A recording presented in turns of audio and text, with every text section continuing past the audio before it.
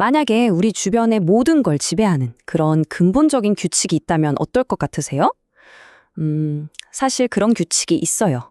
그리고 그 중에서도 가장 기본이 되는 게 바로 연력학 제1법칙입니다. 이 법칙은 뭐랄까, 우주 전체의 에너지 장부 같은 거예요. 자, 지금부터 이 우주의 에너지 예상이 도대체 어떻게 굴러가는 건지 한번 자세히 들여다보겠습니다. 바로 이 한 문장, 이게 앞으로 우리가 이야기할 모든 내용의 기초가 됩니다. 정말 강력하면서도 어떻게 보면 되게 단순한 선언이죠. 무슨 말이냐면 에너지는 절대로 새로 만들어지거나 아예 사라지지 않는다는 거예요. 그냥 모형만 바꿀 뿐이라는 거죠. 모든 건 바로 여기서부터 시작됩니다. 좋아요. 그럼 이 보편적인 법칙을 제대로 이해하려면 제일 먼저 해야 할 일이 있어요. 바로 우리가 지금부터 뭘 관찰할 건지 그 범위를 딱 정하는 겁니다. 연력학에서는 이 부분을 아주 명확하게 짚고 넘어가거든요. 우리가 분석하고 싶은 바로 그 대상을 연력학에서는 개라고 불러요. 영어로는 시스템이죠. 이게 뭐가 될 수 있냐면 예를 들어 끓고 있는 주전자 속의 물, 아니면 자동차 엔진의 실린더, 그것도 아니면 화학 반응이 막 일어나는 비커, 다 개가 될 수 있는 거예요. 그리고 그 개를 제외한 나머지 우주 전체를 주의라고 부릅니다. 이렇게 딱 경계를 정하는 것, 이게 바로 에너지 흐름을 추적하는 첫걸음이에요. 자, 이제 우리가 뭘 볼 건지 개를 딱 정했잖아요. 그럼 그 다음은 뭘까요? 맞아요. 그 안에서 에너지가 어떻게 변하는지 추적하는 방법을 알아봐야죠. 근데 다행히도요, 아주 간단한 방정식 하나만 있으면 이게 다 설명이 됩니다. 바로 이겁니다. 델타 U는 Q-W. 이 방정식이 연력학 제1법칙의 핵심이에요. 되게 간단하죠? 이걸 한번 우리 은행 계좌라고 생각해 볼게요. 여기서 델타 U는 내 계좌 잔고의 변화량이고요. Q는 입금, 그리고 W는 출금이라고 생각하시면 돼요. 어때로 정말 직관적이지 않나요?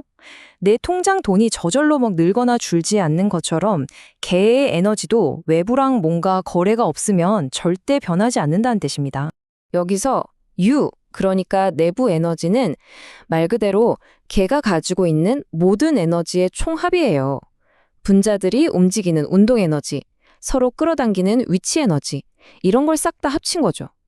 그리고 여기서 진짜 중요한 포인트가 하나 있는데 바로 이게 상태 함수라는 거예요. 이게 무슨 말이냐면요. 중간에 어떤 과정을 거쳤는지는 전혀 상관없다는 거예요. 오직 처음 상태랑 나중 상태만 알면 그 에너지 변화량, 델타 U를 정확하게 알 수 있다는 뜻이죠. 자, Q는 열의 이동을 뜻하는데요. 아까 은행 계좌로 치면 입금이었죠. 걔 안으로 열이 들어오면 Q는 플러스가 되고 당연히 내부 에너지는 늘어나겠죠. 반대로 개에서 열이 밖으로 빠져나가면 Q는 마이너스가 되고 내부 에너지는 줄어들고요. 이건 아주 간단하죠? 다음은 W, 1이라는 형태로 전달되는 에너지입니다. 이건 출금에 해당하죠. 근데 여기서 부호 약속이 정말 중요해요. 잘 들어보세요.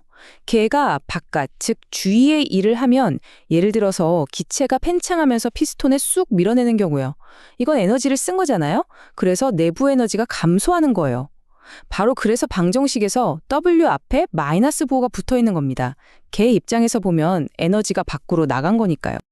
자, 지금까지 우리가 본 델타 U equals Q 마이너스 W라는 방정식은 정말 우주 어디에서나 통하는 법칙이에요. 그런데 말이죠. 과학자들이 현실 세계에서 실험을 하다 보면 아주 흔하게 마주치는 특정 조건이 있거든요. 그래서 그럴 때 좀 더 편하게 쓸 수 있는 실용적인 도구가 필요해졌습니다. 그래서 등장한 게 바로 엔탈피, H라는 개념입니다. 특히 화학이나 재료과학 분야를 생각해 보세요. 뚜껑 열린 비커에서 실험하는 경우가 되게 많잖아요. 그건 항상 대기압, 그러니까 일정한 압력 아래에서 반응이 일어난다는 뜻이거든요. 바로 이럴 때 엔탈피를 쓰면 에너지 계산이 진짜 훨씬 편해집니다. 자, 이 표를 보시면 엔탈피가 왜 유용한지 바로 감이 오실 거예요. 왼쪽은 부피가 딱 고정된 상자예요. 여기선 개가 팽창하거나 수축할 수가 없으니까 일을 할 수가 없죠. 그래서 내부 에너지 변화 델타 U는 그냥 들어온 열 Q랑 똑같아져요. 간단하죠? 자, 근데 오른쪽을 보세요. 이건 압력이 일정한 경우예요. 뚜껑 열린 비커처럼요. 여기선 개가 팽창하면서 일을 할 수 있단 말이에요. 계산이 좀 복잡해지겠죠? 바로 이럴 때 쓰려고 만든 게 엔탈피 H고요. 덕분에 이 경우에도 엔탈피 변화량 델타 H가 그냥 출입한 결 Q와 같아지는 마법이 일어납니다. 정말 편리하죠? 자, 그럼 이런 개념들이 그냥 교과서에 나오는 기체나 피스톤에만 해당하는 얘기일까요? 전혀 아닙니다. 이게 사실은 훨씬 다양한 재료의 특성에도 그대로 적용된다는 걸 지금부터 보여드릴게요. 연력학에서 말하는 일이라는 개념이요. 우리가 생각하는 것보다 훨씬 더 넓은 의미를 가져요. 지금 보시는 이 예가 아주 흥미로운데요. 자기장을 이용해서 어떤 재료를 자석으로 만드는 데 들어가는 에너지 있잖아요. 그것도 일의 한 종류로 본다는 겁니다. 와, 정말 연력학 제1법칙이 얼마나 보편적인지, 얼마나 넓게 적용될 수 있는지를 아주 명쾌하게 보여주는 사례라고 할 수 있죠. 자, 그럼 이제 슬슬 정리를 해볼까요? 이렇게 어떻게 보면 좀 복잡해 보이는 연력학 원리들이 도대체 왜 우리 실생활에 그렇게까지 중요한 걸까요? 생각해보세요. 이 법칙이 없으면 효율적인 엔진을 설계할 수도 없고요. 더 강하고 가벼운 신소재를 배발하는 것도 불가능해요. 모든 화학 반응에서 에너지가 얼마나 들어가고 나오는지 이해하는 것부터 시작해서 거대한 산업 공정에 필요한 에너지를 계산하는 것까지 정말 현대 기술의 거의 모든 분야에 이 법칙이 적용되고 있습니다. 과장이 아니라 우리가 쓰는 모든 것의 에너지 효율을 계산하는데 이 법칙이 쓰이고 있는 셈이죠. 자, 다시 한번 가장 중요한 핵심 메시지를 강조할게요. 바로 에너지 보존입니다. 에너지는 절대 새로 생기거나 사라지지 않는다. 이것이 바로 연력학 제1법칙의 정수입니다. 이 우주의 에너지 총량은 태초부터 지금까지 그리고 앞으로도 영원히 똑같을 거라는 거죠. 마지막으로 여러분께 생각해 볼 질문을 하나 던지면서 마무리할까 합니다. 자, 제1법칙에 따르면 에너지는 절대 없어지거나 사라지지 않는다고 했잖아요. 그런데 왜 우리는 맨날 에너지 위기다, 에너지를 아껴야 한다, 이런 말을 할까요? 이상하지 않으세요? 어쩌면 중요한 건 에너지의 총량이 아니라 그 중에서 우리가 쓸 수 있는 유용한 형태의 에너지가 얼마나 되느냐의 문제가 아닐까요? 바로 이 질문이 우리를 연력학의 다음 장, 제2법칙으로 이끌게 될 겁니다.